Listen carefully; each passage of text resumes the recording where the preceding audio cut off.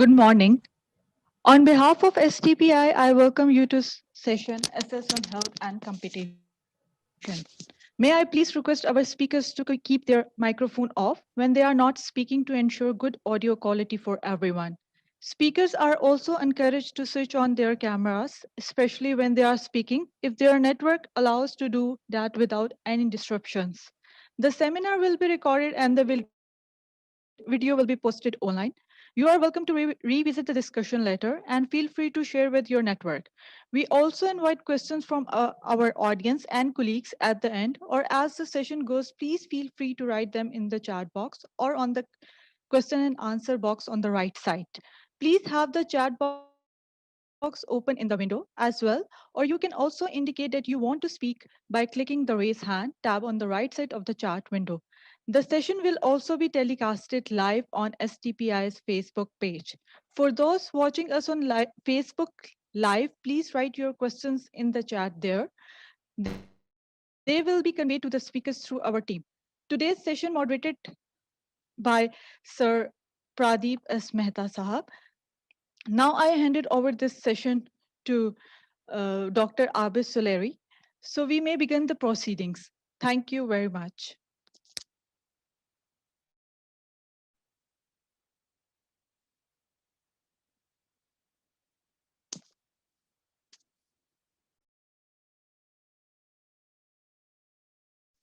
Sir, your mic is off. Thank you. A very good early good morning to Teresa and Hardin. Good morning to Pradeep and Uday, Akshay, Ujjwal. Good afternoon to Alan and good evening, Dr. Joseph Wilson. As you might have seen, this is a planetary panel where we have resource persons from across the globe. Teresa is joining us from Geneva, Hardin from South Africa, Alan from Australia, and Joseph is based in Canada now, while our CUTS colleague, they are in India. The topic that we are going to discuss is extremely important, access to healthcare and competition. And it becomes even more important in the times of COVID-19, where it's all about affordability and accessibility to healthcare. If we add, give it another twist and add the access and affordability to vaccine as well, I think that would increase its importance and its relevance even further. The role of competition commission, the role of competition, the role of access to healthcare, it goes beyond saying that in our region and in our countries, of course, competition commissions, while they are active, they're still struggling to have their footprints and there's still they have to improve regulating a pharmaceutical industry. But when we look at it from pandemic perspective, I think that's where we need such a galaxy of panel and eminent panelists who can broaden our horizon. And I'm extremely grateful to CUTS, Consumer Unity and Trust Society, Jaipur, Delhi, and international. Actually, CUTS is international, and a very old friend of mine as well as of STPI, Pradeep Singh Mehta and his team for collaborating with us for this 23rd Sustainable Development Conference and for organizing this panel. Those who are not familiar with Pradeep's work, although he needs no introduction in South Asia, but those who are not familiar with his work, Pradeep is the pioneer in South Asia who started working on regional trade, regional economic cooperation, on WTO, on competition. That is how he's one of the founders of a network of organizations in South Asia called SAWTI, South Asia Watch on Trade, Economics and Environment. And he was part of many other important campaigns, many other important civil society movements, and especially inspiring us. I know in our transformational years, we used to look at Pradeep for his excellent work and his excellent access.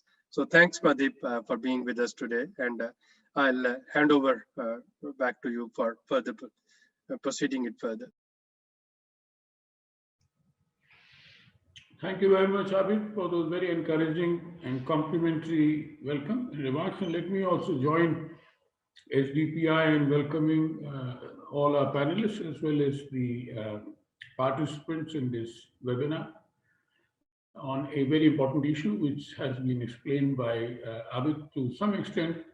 Let me take it a little beyond what has been spoken about.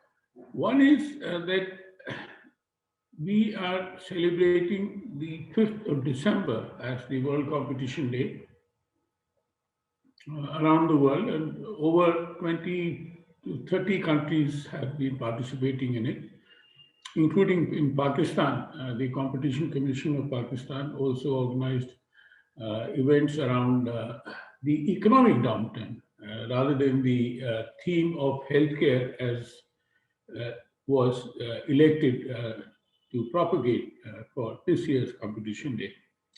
Now, the fact is what the CCP did was again extremely relevant, because there are another major disaster which is hitting the world is the economic downturn as a consequence of the COVID pandemic. So these are, they are sort of issues which are which can be conflated in many ways, yet the impacts would be deleterious in either case. Now, when we chose the theme of healthcare and competition, this resulted from a discussion we had at Geneva during the UNCTAD Intergovernmental Experts Group meeting and competition policy. This is an annual event to those who may not be familiar with the world of competition law and policy, and we are therefore glad that Teresa, the head of the competition and consumer policy branch of UNCTAD, is also with us.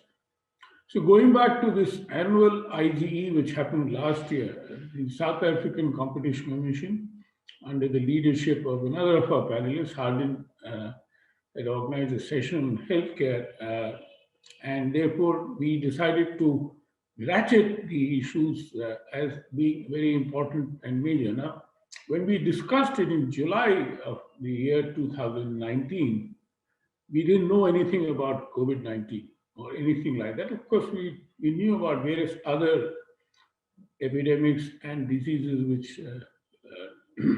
which sort of are prevalent in the world. And the fact is that the cost of healthcare in the developing world is much higher as a percentage of the person's budget as against what it is in the developed world.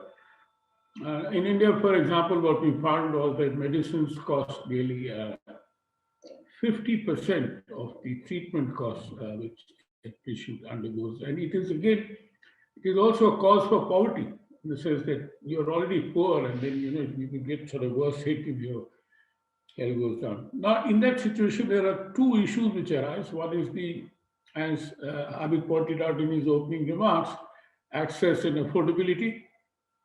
And access and affordability are often sort of compromised by anti-competitive actions by various companies.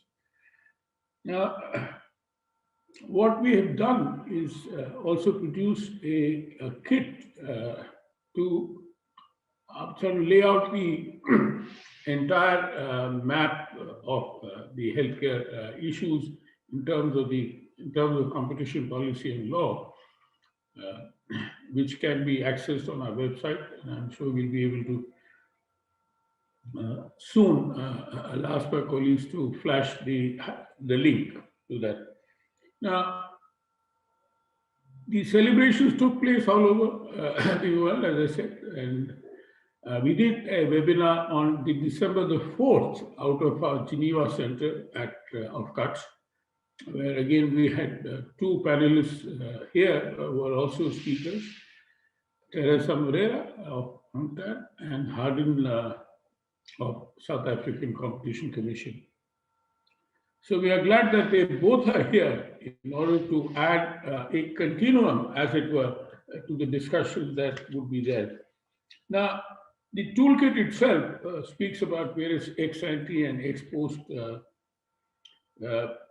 issues which can enhance healthcare, and particularly, as I said, and as Abid also pointed out, COVID-19 has raised the attention levels much higher, and it is a bit of a tragedy that just the other day a proposal at the WTO, the TRIPS Council, mooted by South Africa and India, to exempt vaccines from any IPR were rejected by the developed world.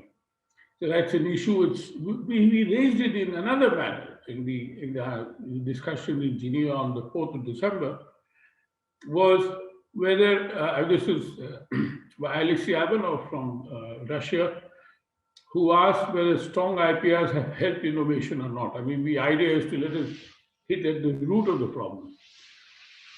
The whole TRIPS thing came up in the Euro round as something which could help to promote innovation and and so on. Promoting innovation is certainly one of the outcomes of any good competition law and policy. Now, to that extent, it is fair enough, but when it becomes exploitative or abusive, then what happens? So the issue which came up in the last webinar on 4th of December was to question whether IPRs have led to higher innovation, or is it the other way around? Has IPRs sort of, did it help innovation or not? And that was the question that arose, and that is something which you'd like to discuss here now. Now, there are various dimensions to competition policy vis-a-vis healthcare, which we'll be discussing among our excellent panelists who are here. And what this, as I said, this toolkit provides is a very good understanding about the issue. What we've done is in that toolkit, we've produced case laws. We reproduce case laws across areas such as regulation and competition policy, patent laws, pro-competition patent laws, horizontal agreements, vertical arrangements, abuse of dominance, pay for delay. There's another very interesting issue which comes up mainly in the pharmaceutical sector as an anti-competitive practice. You've not heard about it in any other sector, is that companies holding a patented do not allow.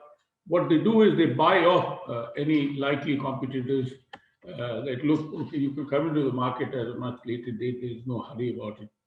And in order to do that, they give them a cut or a price. That is something which I said was very unique in the pharmaceutical sector in terms of the competition policy rubric. Then mergers and acquisitions, privileged state litigation, and COVID-19 response. So there are sort of nine sections under which this toolkit has been covered, and I would recommend you to have a look at it in order to appreciate how important it is. Now, in the discussions, I mean, experts also reviewed some of the complex and sophisticated anti-competitive practices in the healthcare and pharmaceutical sector. These involve inter alia excessive and unfair pricing of patented drugs. Pay for delay agreements, which I spoke to you about, between patent holders and generic producers to delay generic entry and keep prices of drugs artificially high. Strategic mergers leading to monopolies or duopolies reducing competition, resulting in price increase and loss of innovation. There's an example of how innovation can be sacrificed. Then agreements such as exclusive supply or distribution, resale price maintenance, refusal to deal, etc.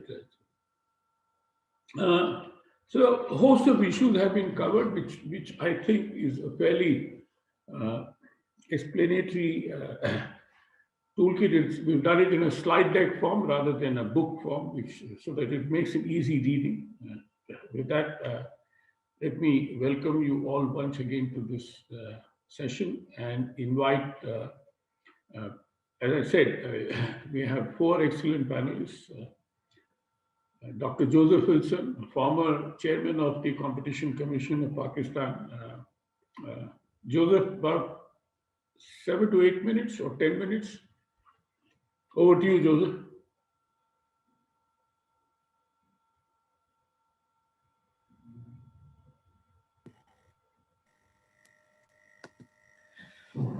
Thank you.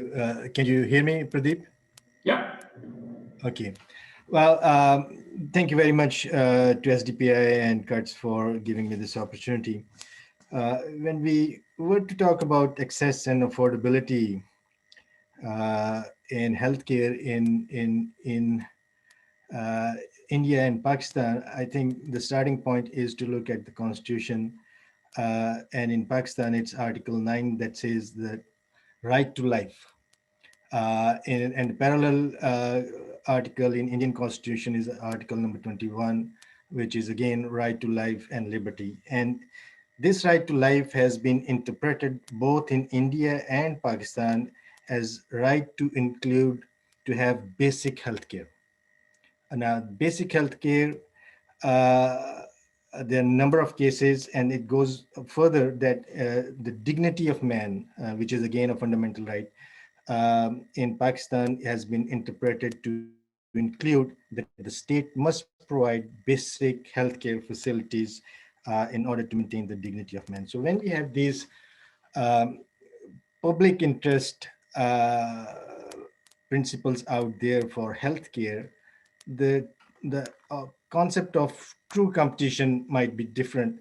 But in order to see the access and affordability, I think what is the crux is the patent law. And we have cases both in India and Pakistan that talks about the first leading case coming from India in 2008, Hoffman La Roche versus Cipla, which is an anti-drug, anti-cancer case. And in that case, what happened was Hoffman La Roche filed for an interim injunction to stop Cipla, which was producing generic drug, anti-cancer drug, on the similar to patent of Hoffman La Roche. The Delhi High Court refused to give interim injunction in that case, and it held that by giving them interim injunction, that would mean that the right to life is violated. Once you stop that, the access to the generic drug would be compromised, and then the court did not allow that. And this decision was upheld by the division bench and by the Supreme Court. So then we go on to another 2013 case in India that talks about, in that case where Novartis challenged the denial of patent to its,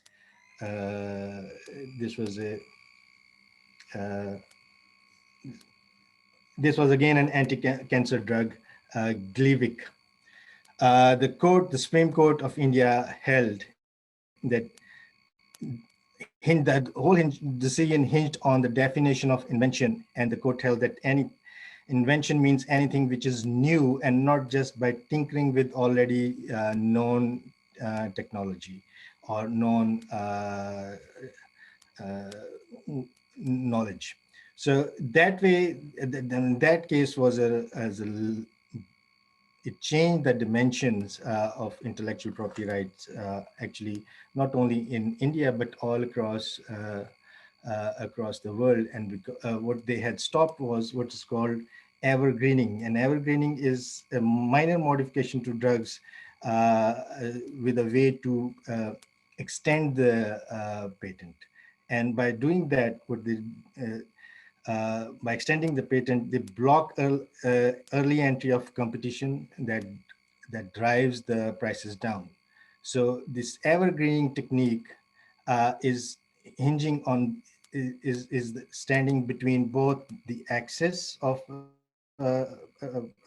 medicine and also the affordability of medicine.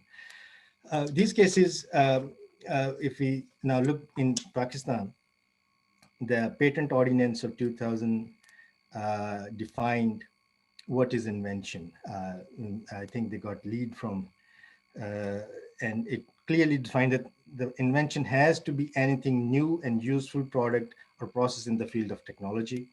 The court, high courts and their pronouncements have clearly established the nexus between competition and intellectual property. And the Patent Act of 2000 in Pakistan, it gives broad powers to the government for compulsory licensing and for revocation of patents. And the section 58, which deals with compulsory licensing, one of the clause deals with that where the federal government has determined that the manner of exploitation by the owner of patent or his license is anti-competitive, the federal government is satisfied that exploitation of the invention is in accordance with the subsection, could remedy that such practice by compulsory licensing to other parties. So this section and Patent Act, it shows that in Pakistan, we have not given the monopoly of enforcing competition law to Competition Commission only, but it's the federal government also has the power to intervene when there are anti-competitive practices. This has another important case from Pakistan is Getz Pharma versus Federation of Pakistan, which deal with life-saving drug dealing with the cure of hepatitis C. Getz Pharma challenged the price fixed by government because it's in Pakistan, it's a DRAP, a Drug Regulatory Authority, which fixed the prices. And that was challenged, but the court upheld the price.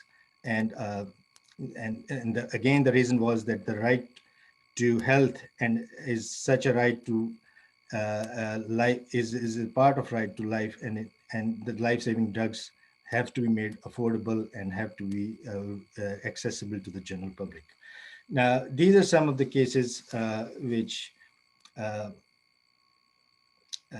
think are important when we talk about affordability and access to healthcare. But coming back now to COVID-19 and what are the complications that has created, I want to show you, if I can, there's a COVID-19 antitrust tracker by Allen and Overy law firm, which tracks all the exemptions given by antitrust authorities all over the world to different sectors, especially healthcare for collaboration. But my point, what I want to talk about is that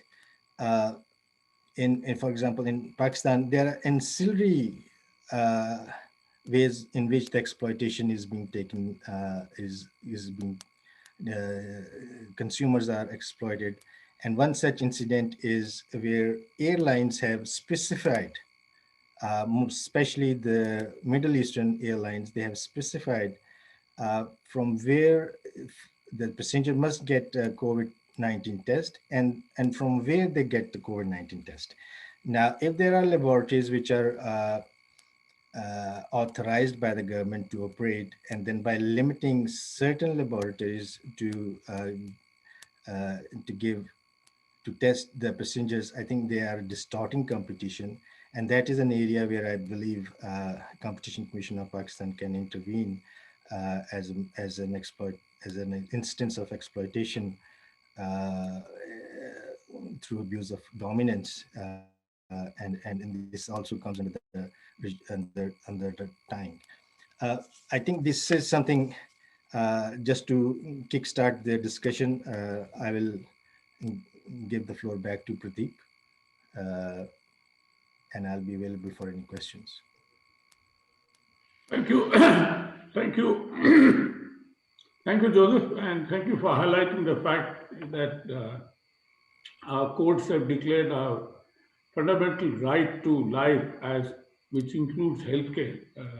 So therefore, it's important to look at all these issues under the right to healthcare, which I think is probably existing in many countries explicitly or implicitly, or through court interpretations. This is the very good case laws that you have recalled, and that would be very helpful in our discussion. But have a look at our toolkit. Now, this is a notice for all. If you look at the chat box, a hyperlink of our toolkit has also been given for your benefit. With that, now let me come to Teresa. Teresa, are you there? Yes, thank you very much. I would like to share a presentation, if I may. So I will try Please, to. please. Thank you. Well, first of all, thank you very much to CUTS for the invitation, especially to you, Pradeep, and thank you for organizing always interesting discussions to commemorate the World Competition Day, that is to say, the approval of the UN set on competition by the United Nations General Assembly. Also, I would like to thank the Sustainable Development Policy Institute of Pakistan for the kind invitation. I will approach the topic from a very broad policy point of view. As you can imagine, I want to commend CUTS for the toolkit, as even though I only saw it very quickly, it seemed a very useful instrument, very informative, and really the right kind of tool to support especially competition authorities that are less experienced of developing countries and countries with economies in transition. So for those who are less familiar with UNCTAD, we are the focal point for competition law and policy within the United Nations system. We are the guardians of the UN set of principles and rules on competition that, of course, have informed the adoption of laws and institutions in the past 40 years. So this year we celebrate the 40th anniversary, and this was adopted by the UN General Assembly on through a resolution in 5 December 1980. This is why CUTS has been more or less the pioneer, proposing the 5th December as the World Competition Day, and they always organize a number of events to commemorate this. Now, I wanted to also put this question in the broader context of the Agenda 2030. We know that there are only 10 years left for the 17 goals of the agenda that are a blueprint for economic growth and development of United Nations member states, and of course to each other international organizations have adhered. But I wanted to bring the SDG 3, good health and well-being, because I believe that the mention of universal health coverage, so accessible, as mentioned already, with quality, and of course affordable, is now more than ever important in the context of the COVID-19 pandemic. And a recent policy brief from the UN on COVID-19 and concretely universal health coverage really highlights the importance of this issue and of this discussion. Also, I would like to draw your attention to a recent UNCTAD COVID-19 issue, which of course gathers information and data that is recent, not exactly surprising, on the impact of the health crisis in the global economic shock, but also some more recent data on the number of COVID cases across the world, as you know, hitting very seriously the Americas and Europe, by contrast to most of developing countries worldwide, and also the number of deaths again. So underlining the role of competition policy in healthcare markets, but of course, always, let's say, facing a first hurdle in a way, which is due to the role and the weight of research and development in these markets and of intellectual property rights. Pradeep rightly underlined the very interesting exchanges that took place in the webinar organized by CUTS in the beginning of December.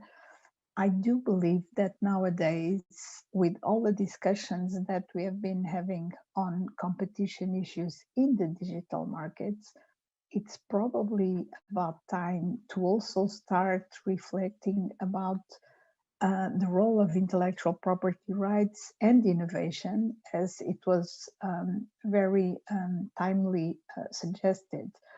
I would, in any case, underline that it would be important, of course, to continue this discussion or to have this discussion and conversation with representatives from the World Intellectual Property Organization, as usually we always interact more closely with World Trade Organization Secretariat colleagues. But it is clear that the importance of research and development leads to very high barriers for access for any new entrants. And we know even the difficulty of disseminating generics in developed countries when patents and other IP rights were no longer valid.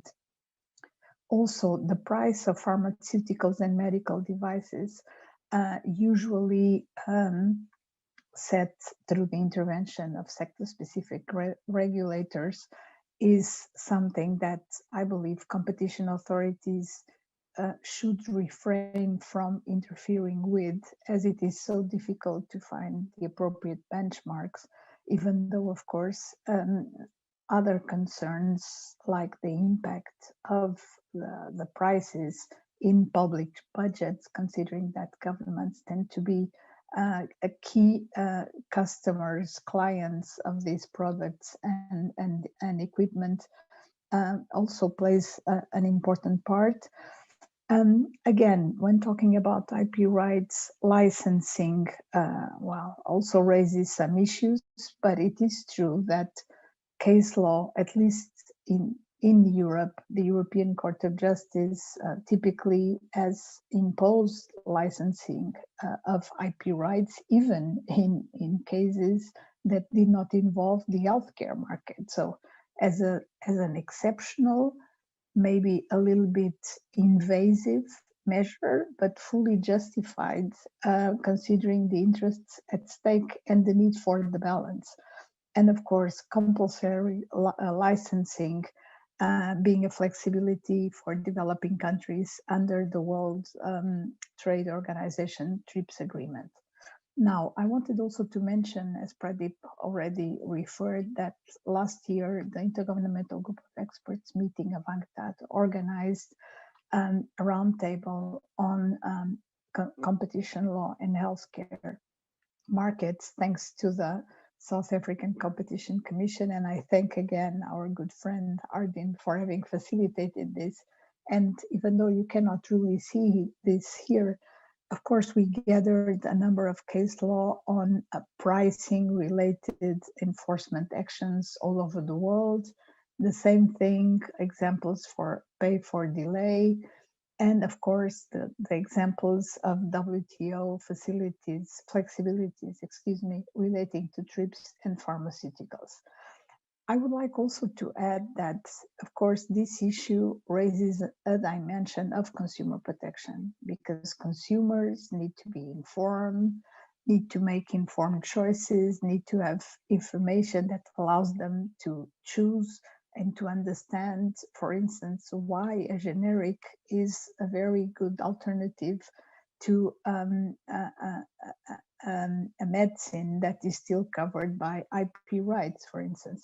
And I believe that in the wake of the COVID-19 pandemic, and now with the vaccines being distributed, at least in some countries already, this is also something that is vital, so that at least there is enough choice, but there is also enough information for that choice to be effective.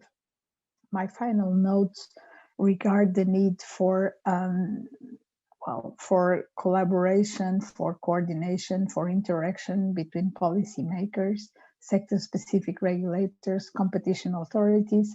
Obviously, in the framework of such a pandemic, there are considerations that go beyond just the need for a competitive market. I think in any case, that is even the goal or the purpose of this discussion. But it is there is no doubt that competition policy and competition authorities should be involved in the design of any regulatory frameworks and should be actively engaged with pharmaceutical and healthcare service regulators in order to make sure that real competition considerations are taken into account, of course, combined with other factors, some maybe even of public interest. So it is very important that competition authorities are able to rebalance highly concentrated markets where, as we know, abuses of market power tend to be very frequent, and that competition authorities should not refrain from imposing measures, even if a little bit invasive, to restore competition, but let's say to make these markets work for the many and not just for the few. Thank you very much. Thank you very much. Thank you very much, Teresa. That was an excellent contribution. With that, let me turn to Hardin. Hardin, over to you. Thank you very much. Thank you very much, Pradeep, CATS International STPI, for the invitation. Indeed, this is a very timely discussion. As you have said, we started the discussion last year at the UNCTAD, and we do thank Teresa Moreira for allowing us space to engage on this and all the support to facilitate this discussion. I'm going to share my screen just so that hopefully within time. I hope you can see my screen now. Yes, so this I will of course have a disclaimer that the views I express here do not necessarily reflect the views of the Competition Commission or the government of South Africa. I need to state this because what I may say here there are discussions ongoing in the WTO, so I need to tread carefully there. There are a whole lot of things. I think the background has been covered very well by Teresa Moreira, the need for competition law enforcement. So what I'll focus on are the examples in South Africa. So I will touch on a case. We did it a while ago on ARVs. This case led to significant decreases in prices in South Africa. I will touch on what we did during COVID-19, the emergency enforcement, the measures that we put in place. I will touch briefly on policy developments in South Africa and then conclude. Of course, all of this we do to ensure we achieve the Sustainable Development Goals by 2030. Hence, the need for targeted policy response, targeted enforcement to address access issues. Pradeep, in his introductory remarks, touched already on the issues that we look at broadly as competition authorities: excessive pricing, pay for delay, and we also in South Africa, because we do have a private healthcare, quite significant in our market. So we look also at the efficient provision of private healthcare at affordable prices. There are pricing investigations, and I just mentioned this because this is an area sometimes where there's some controversy. Should competition authorities look at pricing issues? What we do is, I just show that in the UK, there's been a recent case, Pfizer claim, abusing a dominant position by imposing unfair prices for drugs. The EU has looked at cases, one against, a couple against the South African company, Aspen Pharma. India has looked at cases against Roche. This is a case, by the way, that we are looking at in South Africa, where we are investigating excessive pricing of a drug, a breast cancer drug, trastuzumab. We are experiencing some challenges on this case, of sourcing, actual pricing data from Roche, and we are exploring ways and means of procuring this information, and we've also started engagements with the UNCTAD to assist in these investigations, because in South Africa, when we investigate, they say, well, the information is not in South Africa, we have no right to ask them how much these drugs cost, and they cannot provide that information to us since we don't have jurisdiction over them. The case that I thought I would share with you is the case on ARVs. We did this is an old case, but very significant in the care for those living with HIV/AIDS in South Africa. We received complaints in 2003 against GSK and BI on pricing of ARV drugs. The prices were very high from early on. We investigated the case, and fortunately, the companies agreed to settle with us. But this is a case that we were going to prosecute, and we were confident that we were going to set a precedent.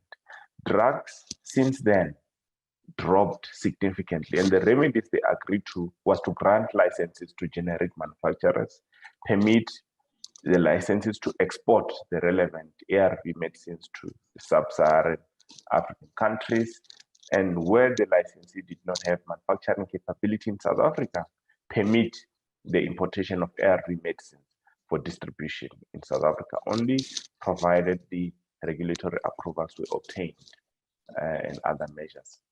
We also impose other measures. So this is a case that shows that enforcement, even on patented products, can yield benefits, can yield results for those that need care. And we should not be shy to intervene when we find high prices in these markets. COVID, of course, has disrupted many of the things. We would have now to see, targeted enforcement actions. There are shocks that we have never, thought about, suspicious pricing behavior, but I'll talk, about this. We are seeing a lot of so-called rescue measures, but it is something that all authorities assist with. What did we do in South Africa as a COVID-19 enforcement response? We published regulations, so our government published regulations prohibiting price gouging during the pandemic. That if there were any price increases in South Africa without any cost justifications, authorities can use the competition law. We also used the consumer protection law. So that was a targeted approach. We received over 1,700 complaints, and to date, we have settled, reached 30 settlements with firms, and all of these complaints, the reason we generated these numbers, we made it very simple for consumers to complain.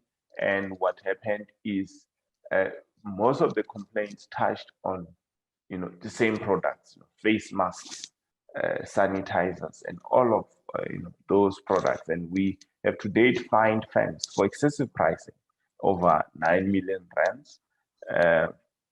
We also had the firms contribute donations. Government established what it called a solidarity fund to address the challenges, especially for those that needed the support during this time. So we had firms contribute to this fund. There were exemptions to support the emergency response. We have had, exemptions to allow healthcare providers to coordinate on testing and treatment. We had exemptions for banks for debt relief. We had exemptions for retailers to assist their tenants to respond, especially in the malls that they may battle to keep up with the payments. We started tackling also food prices because there was a lot of panic buying, as you know. I've already summarized the cases that I have. So South Africa, we have 9 provinces. So we just show, where the cases are coming from. And the point here is that it's cases across the country. And David was talking about what, how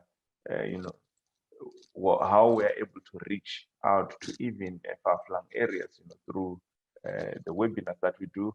But also we picked it up that even now, with COVID-19, we even received complaints from places we have never received complaints as the Competition Commission.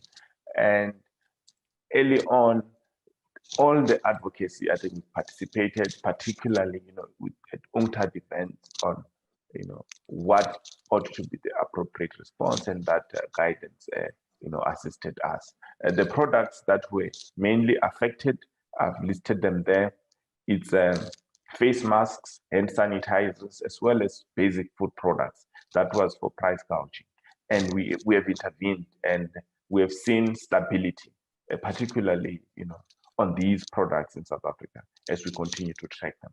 I'll briefly say, South Africa has adopted a policy, just on policy developments on IP, just a few words there, to specifically focus on public health. And as Pradeep mentioned earlier,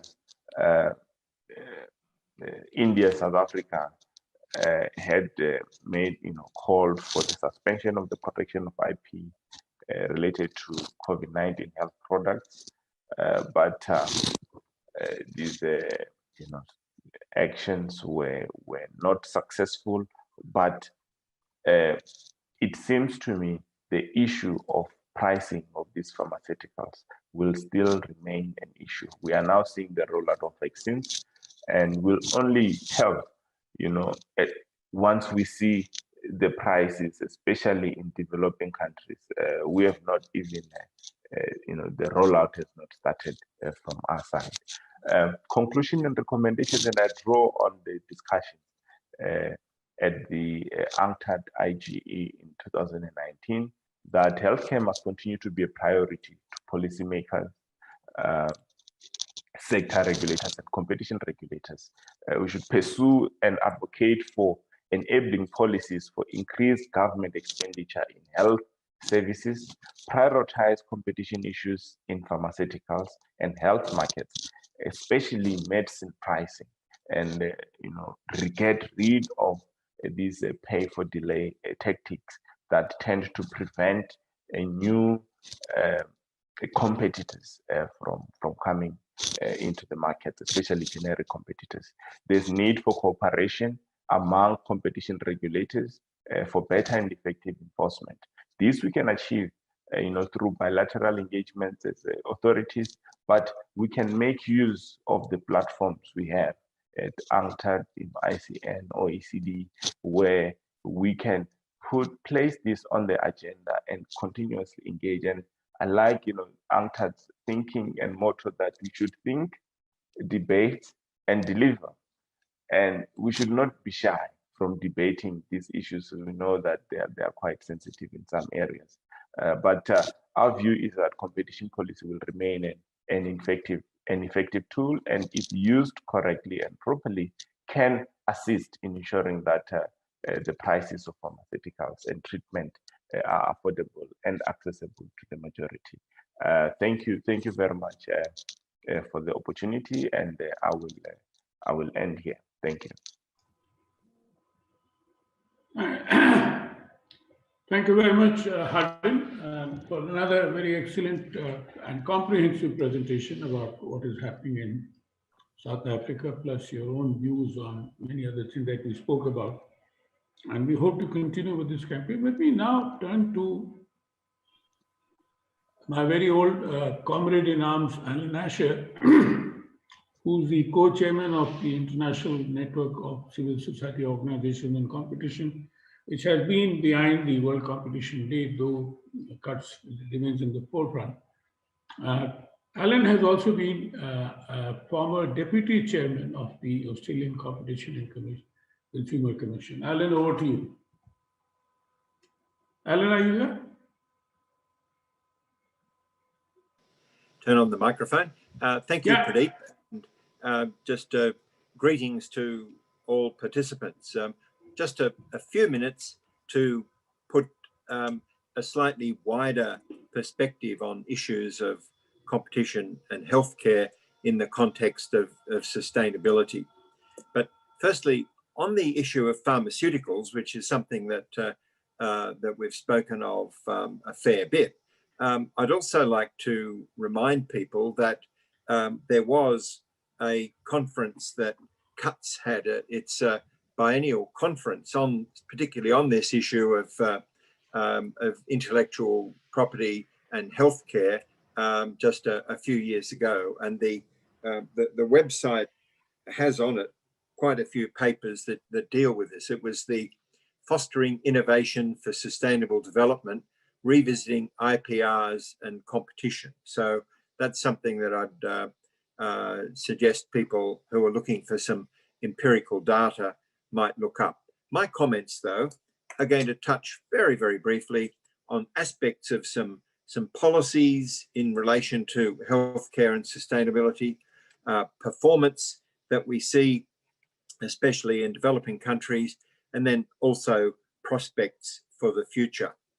And on the issue of policies, there is a very close convergence between the goals of competition policy, which, as everybody listening would know, is about maximizing rivalry between competing providers to bid down prices and bid up quality. Healthcare policies, especially those at the national level, and of things like the SDG 3 on healthcare. So there's a real convergence of issues there. I believe that this topic has a special salience right now in ways that it didn't even 5 and 10 years ago.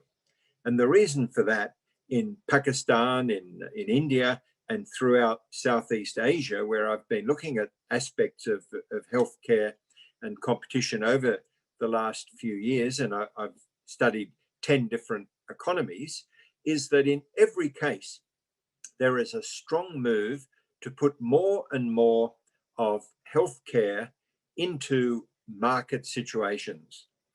25 years ago, in most developing countries, 90 to 95% of all healthcare services would have been provided by the public sector, public hospitals, clinics, and things like that. And that's reversing very quickly as more and more is being put out to private sector rivalrous provision. And that's a mixed bag. I think there have been huge gains that in many cases, the provision of healthcare services by private businesses have rapidly and radically slashed costs and improved services. But in other cases, it's opened itself up to the traditional problems that competition laws were set up to deal with. And that is the problem of abuse of market power, dominance in markets, monopolization, bid rigging, and all of those things which we see across economies. And sadly, our policy makers have tended not to integrate the liberalization of healthcare with the need for a much stronger scrutiny from competition law and most particularly enforcement. And I'll touch on that again in a little while.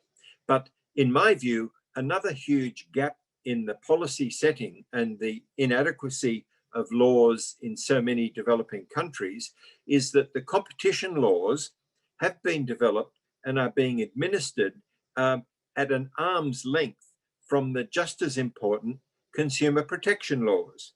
And just to put my proposition quite simply, there's no real point in having a competition law which radically improves the efficiency of production and reduces costs of production distribution if all of those gains accrue to the supply side of the market and don't get through to the demand side of the market. That's why you need consumer protection laws to prevent deception, unconscionable conduct, unfair contract terms, and all the other things that bedevil markets.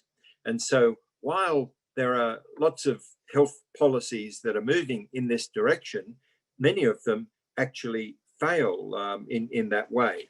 And so my views about, especially at this crisis time of COVID, is that the competition policy instruments, which are after all designed about enhancing welfare, are not things which should stand outside that. And so the need for suspension of some of the arrangements that prevent collective action on distribution, and that's going to be profoundly important over the next year to 18 months in getting vaccines into villages. Even getting vaccines into major urban areas is going to require much, much higher levels of cooperation between the producers and distributors of vaccines and health authorities. To get it beyond that is going to take a mammoth task. And that's going to require a whole new approach, one that's quite possible under Australian competition law, and that is the temporary authorization on public benefit grounds of arrangements which would otherwise be in breach of competition laws. But other things are needed too. As participants have said in relation to pharmaceuticals, there are so many devices through which pharmaceutical companies are able to defeat the public interest and to defeat even those protective provisions that were put in the TRIPS agreement, and patent pooling, buybacks, and so many other devices. The extension and paying off generic companies are all standing in the way. And so just as there's a need for governments to modify some aspects of competition law to ensure that distribution can work in the public interest, there's also a need for the overriding or suspension of some aspects of intellectual property law for that very same reason. It's about consumer welfare. And in hearing developments in South Africa, I'm reminded that it's not really, it's still within living memory, the problems of AIDS and the way in which the treatment action campaign there took on some of these issues, even though it meant taking action against the South African government. So I'd like to make these points. Not only is pharmaceuticals an area of big concern for competition and healthcare, the delivery systems are too, and that healthcare is inherently open to anti-competitive practices. That's because there are large amounts of regulation. And if I think about things like medical devices, and especially equipment such as dialysis equipment, surgical implants, drugs, and all of the utilities, the building and services that go to it, each of those has a whole set of choke points where collusive conduct, price fixing, bid rigging, and other things can and do occur. It's my experience across the 10 ASEAN nations, and I said I've looked at this in some detail, where there is, in every case, you can look to those to find anti-competitive agreements which are costing a fortune. The same will happen in relation to distribution of COVID drugs and respirators and other things that are needed there. And so I believe that it is the case that every developing country, in wishing to take further steps, and I know Pakistan over 50 years now has moved a very, very long way in healthcare, and yet there's a need to closely integrate the competition policy development with consumer protection in order to crack down on many of these other ancillary healthcare market failures. The governments of themselves can't deliver that because there are institutions that are involved. And that means that institutions need to have good laws, good structures, adequate resources, and the ability to enforce matters through the courts or administrative systems. I mentioned that this was about policy, performance, and prospects. It's my assessment that though in most countries, most developing countries, the level of healthcare, growth of universal insurance and such things is improving, it's improving at a much too slow a rate to possibly consider any meaningful achievement of the SDGs over the next 10 years, and that radical further action is needed. The prospects are mixed, and that I believe that I'll just finish on the single most important step that I think developing countries can take, and that is to focus specifically on the enforcement of existing prohibitions under competition laws and under consumer protection laws, put those together so that consumer welfare can gain. And by the way, governments acting alone can never do that.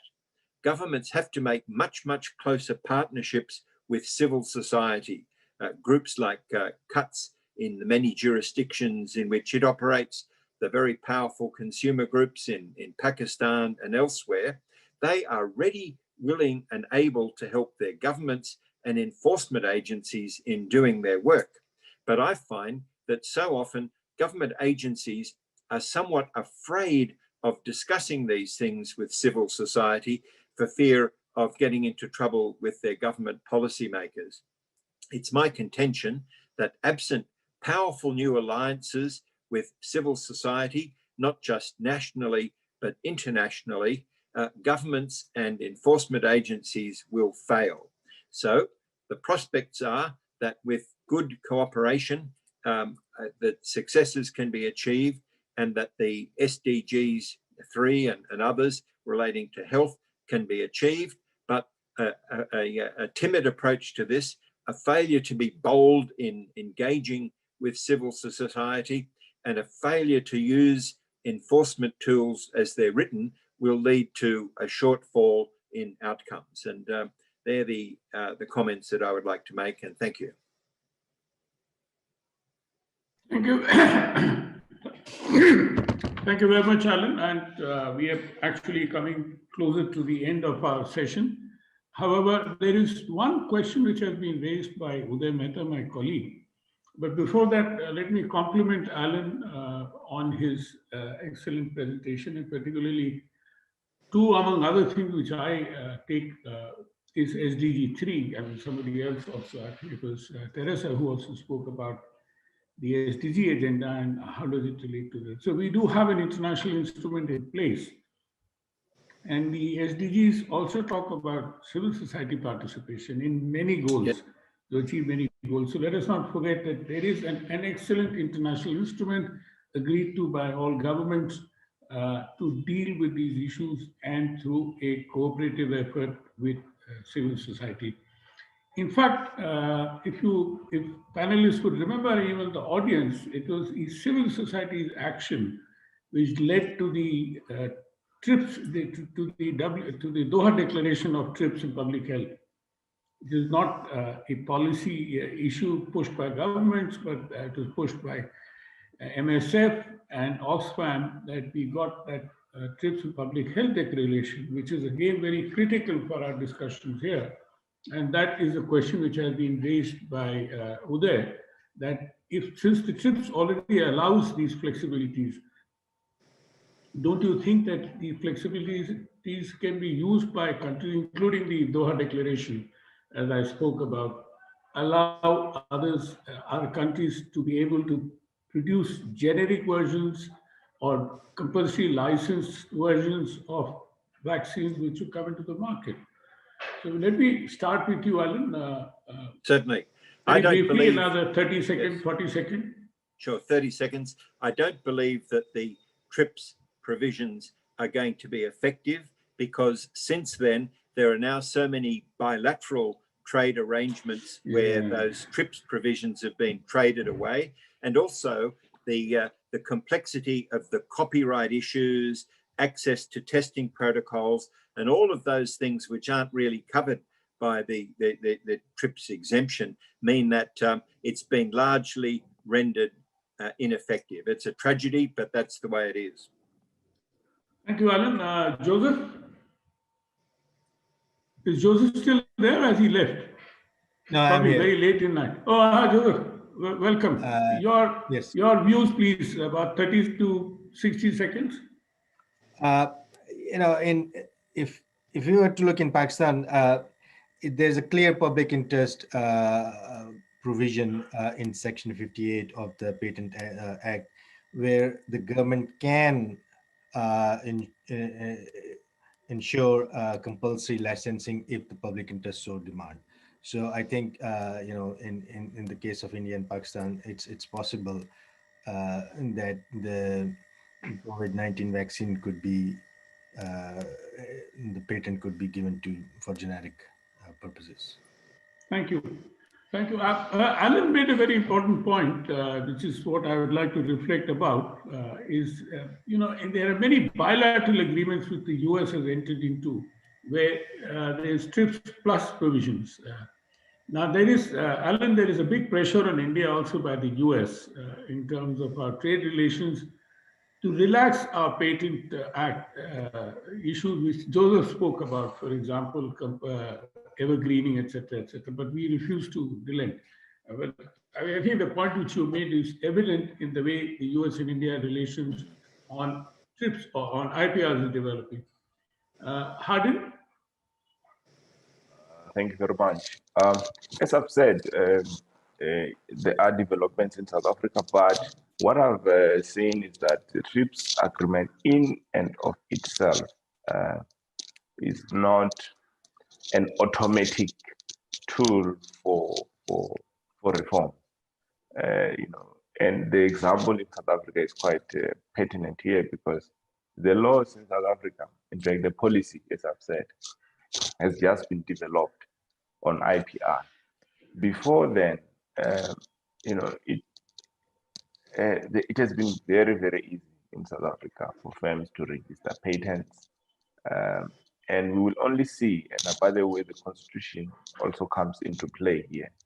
We'll also see how this policy will translate into law to then encompass all these principles of TRIPS, which is, you know, parallel importation, compulsory licensing. But as I've said, some of the things we've been able in the interim to achieve through the enforcement of competition laws, you know, in line with what Alan is saying, with, you know, had we waited for the policy, I think if you look at the intervention in 2003, that would not have, you know, we would have had a huge cost, you know, to the patients. So my view is, it's how domestic, you know, how governments respond and how governments translate these into action and policy in their own territories. So this is, it can be there. It's a good you know, agreement, but if it's not translated into some tangible actions in domestic economies. And the South Africa example shows that the delay has been there. It's 2020 now, but the patent laws have not been reviewed as yet. Thank you very much, Hardin. For the last word, Teresa, as UNCTAD, which has been most supportive of the developing countries' interests in the international economic arena, I would not say trade, but the whole international economic arena is something. There's a very big burden on UNCTAD to take forward some of these issues in a way that individual countries, small countries, do not get sort of swept aside from the protection of what we have already agreed upon. And I mean, I and Hardin just spoke about the example of the latest discussions where we wanted India and South Africa moved a paper in the TRIPS Council to get a specific exemption on COVID vaccines, but that didn't succeed. But as our understanding is that the existing flexibilities allow countries to use that. Over to you, Teresa.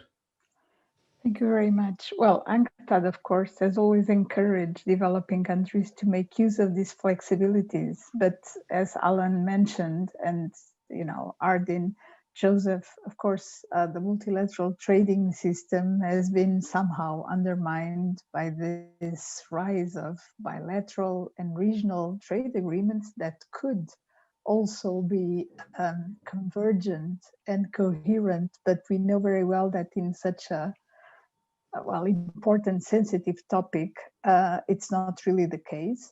So, of course, I think the concern is that the developing countries, or especially the least developed countries that really have very little bargaining power and have not necessarily entered in this type of bilateral agreements, or if they did, they probably did not have enough leverage to get a fair deal, cannot be fully protected. So I would suggest the following: why not bring up this topic in the broader context of the UN? Because that's why we have the Sustainable Development Goals.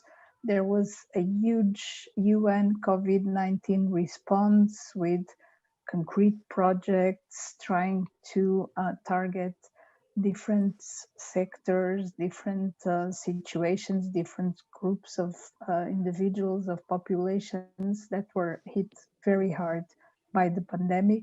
Why not bring this as a really public interest health issue? There's nothing more important right now. And I think that this could very well be a very good case for an international coordination. Now, having said this, I would agree with Alan and other speakers that I think competition authorities and consumer protection authorities at national level always will have a very important role to play, because they can resort to measures to stop abusive, to order compulsory licensing, and to rebalance these practices. I'm not saying that they are the ones who should have the final say. I do believe that this should come from a governmental coalition, so to speak, where, of course, civil society organizations should be very much welcomed. But I do think that competition and consumer protection authorities working in tandem can have a major impact. Thank you. Thank you. Excellent, very good remarks, Teresa, and I will take it forward. I think what I see as an outcome of this discussion is to develop a draft, unless it is already being done, a draft of TRIPS and Public Health Volume 2 or Edition 2, I would say. From Doha, we take forward now this particular issue and then cover it and include SDG 3, etc., and all that. Something which we should we'll take it up with MSF and Oxfam, which are probably leading international organizations working on this. And I'm sure there must be thinking going on these lines to take it forward so that we are able to get a better understanding. And maybe at the next WTO ministerial, whenever that happens, that we are able to then file this paper as we did in Doha, as I said, I just want to remind everybody that civil society has been instrumental in getting governments to agree to TRIPS and Public Health Declaration, rather than it was something which came out from government thinking as such. With that, I would like to, we are coming to an end to all this session, and let me again thank SDPI to organize this particular session. Usually I would have been there personally in Islamabad, which is always such a delightful conference that has happened. The kind of energy, those of you who have not seen the SDCs, I've been to many of them, and the amount of energy which floats in that atmosphere is just fantastic. You know, it sort of regenerates you, and as I said, as Abid recognized me as somebody who's been a pioneer in a lot of regional cooperation work in South Asia. I really miss not being there physically. Of course, one great disadvantage with virtual meetings is that you cannot network. You can only, you know, talk, you know, have a dialogue or a multi-log, but you can't network. And quite often, many issues you discuss and resolve in the corridors or over lunch or dinner or tea or something. That is something which I'll miss again. With that, let me hand over the proceedings to Zara. Zara, for the concluding. Zara, are you there? Yes, sir, I'm here, but I think so. Avisa will conclude. Oh, is Abid there? Yeah, I thought he's probably gone for another session. No. No, he's here. Okay. Thank you very much, Pradeep, and all the distinguished panelists. Abid, chai to pilai nahi? Chai abhi apni apni ye piye na, ye dekhen. This is the virtual chai that we can have. Okay. But Pradeep, I wanted to take 1 or 2 of your minutes. If you can share your screen and show your toolkit, I think. Yeah, that's a good idea. Yeah, that's a good idea. Akshay, yeah, no, you were right. Minutes. Yeah. No, Akshay. Yeah.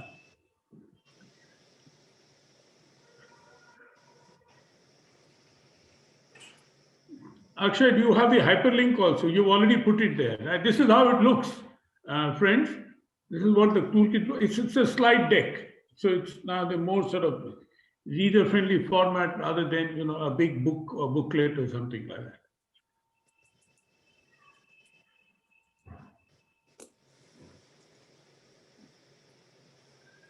Can we? Yeah.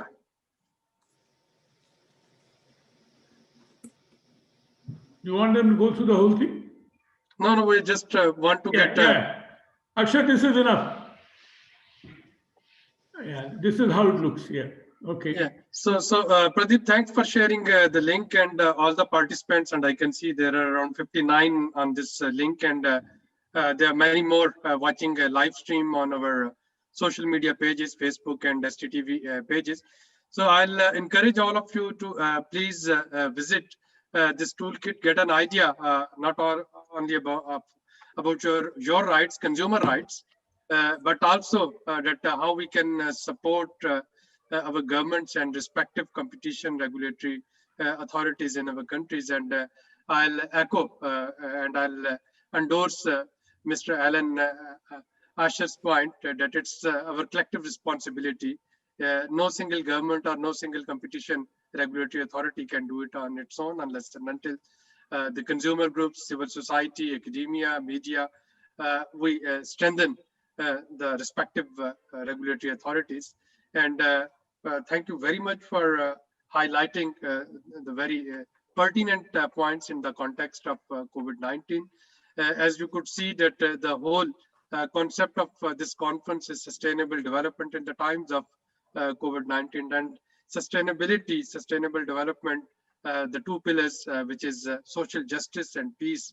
I think that cannot be achieved unless and until consumers and manufacturers we could balance in their rights and obligations. And in order to balance their rights and obligation in healthcare sector, accessibility, affordability, patenting, and equitable access to the vaccine that would has already been administered in some of the developed countries. I think those are important. So waiting and looking forward to some normal times when we can network, as Pradeep said, and exchange our ideas and thoughts over a cup of tea. I would thank all of you, and I look forward to welcome you in person next December 2021, inshallah, when we will be able to have in-person STC. Thank you, Pradeep. Thank you. Thank you very much. Thank you. Thank And the you. Bye. recommendation of this panel Bye-bye. would be forwarded to all the authorities, relevant authorities in Pakistan, and we'll also be compiling the report, and we'll expect that you will also be able to send it to your respective authorities and respective decision makers. Yeah. Thanks, Pradeep. Thank you.